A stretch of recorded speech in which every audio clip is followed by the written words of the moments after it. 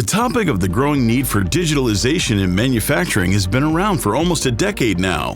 But after all those years, where are we at now? Where are we now with the digital transformation?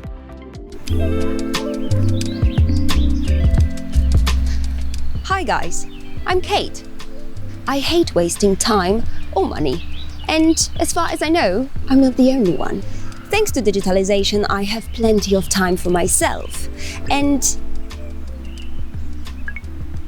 I really need to go now. See you in a bit. Yeah, that's Kate. Well, let's move on.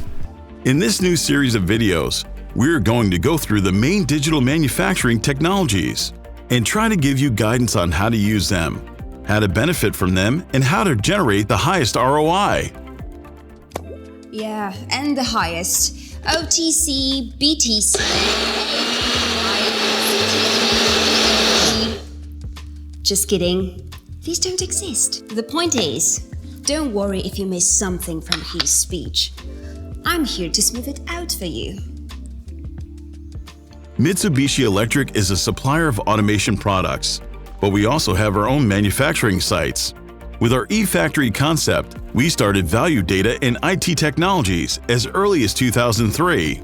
Since then, we have developed quite a good understanding of how digital manufacturing might improve our production sites. And you know how? By using less energy. Think about it. What has been bothering you the most lately? Bingo! Energy costs. And energy waste is bad, not only for your own pocket, but also for the nature. Okay, let's not disturb her.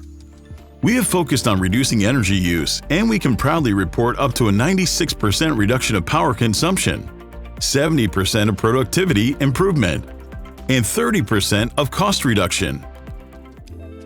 And it's all at your fingertips. Exactly. Thank you for being with us. Stay tuned for the next episode.